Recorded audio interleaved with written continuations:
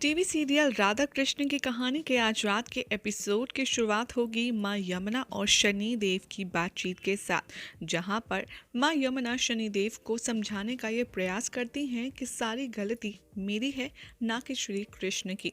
उन्होंने तो विवाह के समय ही ये बोल दिया था कि वो उनके पास सदा के लिए नहीं रह पाएंगे, क्योंकि उन्हें बहुत महत्वपूर्ण कार्य करने होंगे और वो राधा की तरह मुझे प्रेम भी नहीं करते हैं। तो जो भी बातें हुई शनिदेव को वो बताती हैं और ये समझाने की कोशिश करती हैं कि मैंने आपको जो भी कोई शनि देव शिकायतें लगाई हैं श्री कृष्ण की, वो निराकार हैं और वो मेरी सिर्फ महज गलतफहमी है और ये सब मेरी गलती है। शनिदेव अपनी बहन का भोलापन देखकर बहुत ही ज़्यादा भावुक हो जाएंगे। वो कहेंगे कि यमी, तुम बहुत सरल हो, इसीलिए तुम उनके बहकावे में आ रही हो, लेकिन मैं उनको दंडित अवश्य करूँगा। जिस प्रकार राधा की वजह से मेरी बहन यानी कि यमी तुम्हें स्थान नहीं मिल पाया है, मैं उन दोनों को अलग अलग कर दूंगा और मैं उन दोनों को एक साथ नहीं रहने दूंगा। यमुना ये बात सुनकर बहुत ज़्यादा विचलित हो जाती हैं। वो कहती हैं, नहीं भ्राता, ये तो अपराध होगा। किसी प्रेम करने वाले को उसके प्रेम से अलग करना बहुत बड़ा अनर्थ होता है। लेकिन शनिदेव माँ यमुना की एक नहीं सुनते और वहाँ से क्रोधित होकर चले जाते हैं। दूसरी ओर दिखाया जाएगा कि महादेव माँ गौरी से कहते आएंगे नजर कि गौरी, अब मुझे छुपने जाना होगा। गौरी बड़ी ही उत्सुकता पूर्वक पूछती हैं, लेकिन महादेव आप कहाँ छुपेंगे और कैसे? तो महादेव कहते हैं कि मैं सबसे सुरक्षित स्थान पर, जो है पृथ्वीलोक, वहाँ शनि भी मुझे ढूंढने में असमर्थ रहेंगे और उन्हें कठिनाई भी होगी, इसीलिए मैं वहीं जाऊँगा। जाने से पहले महादेव अपनी समस्त शक्तियाँ अपनी पत्नी गौरी को सौंप देते हैं और चले जाते हैं काशी। वही काशी जो महादेव का एक पवित्र स्थान भी माना जाता है। जाते जाते जैसे ही श्री कृष्ण की याद में महादेव काशी पहुंचते हैं, वहां जाते ही श्री कृष्ण उन्हें प्रणाम करते हैं और कहते हैं, आ गए महादेव, प्रणाम। और महादेव कहते हैं, क्या श्री कृष्ण, मैं अभी तक छुपा भी नहीं हूँ और आपने मुझे पहचान लिया? कृष्ण कहते हैं कि आप कुछ भी ऐसा मत कीजिए, जो भी कर्म फल है वो भोगना ही होगा और उसे हम भोगेंगे। महादेव कहते हैं कि आप अपना कर्म कीजिए, अपना राज्य पाठ संभालिए और मुझे अपना दायित्व निभाने दीजिए प्लीज़ प्रभु, और आप लौट जाइए श्री कृष्ण, मैं अब से बात नहीं मानने वाला हूँ आपकी। यहाँ दिखाया जाएगा कि शाम शनिदेव को खोजता खोजता यमुना के तट पर पहुँच जाता है और वहाँ शनिदेव को ढूंढने का प्रयास करता है, लेकिन असमर्थ रहता है। फिर वो यमुना जी को प्रकट करता है और उनसे कहता है, मुझे शनिदेव से मिलना है।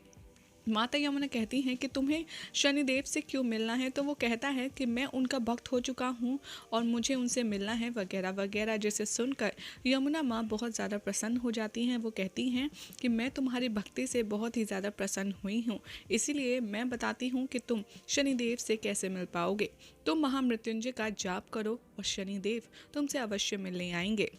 ये बात सुनकर शाम बहुत खुश होकर के वहाँ से चला जाता है और महामृत्युंजय के जाप के बारे में वो सोचने लगता है।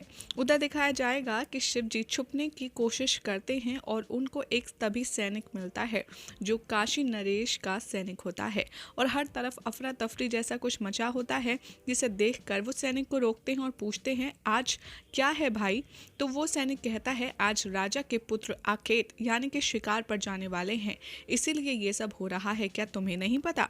तो महादेव कहते हैं, जो सन्यासी बनकर भेस लिए होते हैं, कि अरे अरे मुझे तो पता था, मैं तो तुम्हारा ज्ञान देख रहा था कि तुम कितने सचेत हो, तुम आकेत के लिए बता रहे हो, मुझे तो ये पहले से ही याद है।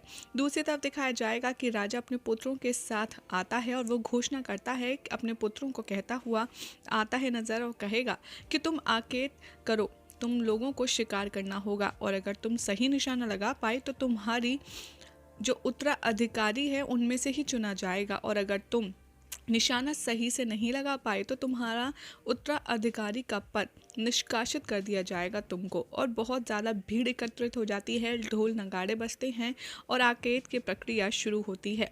महादेव को भी ये एक बहुत ही अच्छा स्थान मिल जाता है छुपने का, क्योंकि यहाँ अंततः भीड़ होती है और वो कोशिश करते हैं कि यहाँ पर वो आसानी से छुप जाएं।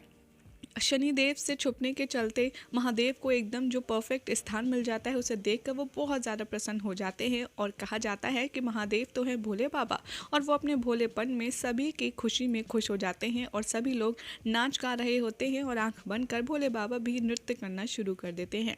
लेकिन थोड़े समय बाद जैसे ही वो अपने नेत्र खोलते हैं, वो देखते हैं कि सब गायब हो चुके हैं और वो सिर्फ अकेले ही रह गए हैं। ये देखकर वो जल्दी से किसी सुरक्षित स्थान पर छुपने के लिए दौड़ते हैं। दूसरी तरफ दिखाया जाएगा कि बलराम शनिदेव के प्रकोप से बचने के लिए महादेव को खोज रहे होंगे और उनसे बातचीत करने की कोशिश कर रहे होंगे, लेकिन महादेव बलराम दाऊ को कहीं भी नहीं मिलेंगे। दूसरी तरफ दिखाया जाएगा कि राधा माँ गौरी की आराधना कर रही होती है, जिसे देखकर श्री कृष्ण कहते हैं कि अच्छा, अब मुझे समझ आया कि महादेव और माता पार्वती वो दोनों ही मेरी सहायता करने के लिए बाध्य क्यों हैं। श्री कृष्ण राधा के पास जाते हैं और उनसे कहते हैं, समझाते हुए कि देखो राधे, जो होगा देखा जाएगा, लेकिन तुम इस तरीके से महादेव को बाध्य मेरी सहायता करने के लिए नहीं कर सकती। तुम्हें ऐसा नहीं करना चाहिए। श्री कृष्ण यहाँ पर राधा को समझाने की कोशिश करते हैं, लेकिन राधा बहुत ही ज़्यादा उदास होती हैं और वो कहते हैं, लेकिन कृष्ण, मेरे कहे बिना भी महादेव तुम्हारी मदद तो कर ही रहे हैं ना, और तुम क्या चाहते हो कि हमारा विरह हो जाए। और इसी सीन के साथ यहाँ का आज का एपिसोड ख़त्म हो जाएगा, जिसके बाद क्या होगा कल रात के एपिसोड में आपको बताएंगे हम अपनी नेक्स्ट रिपोर्ट में।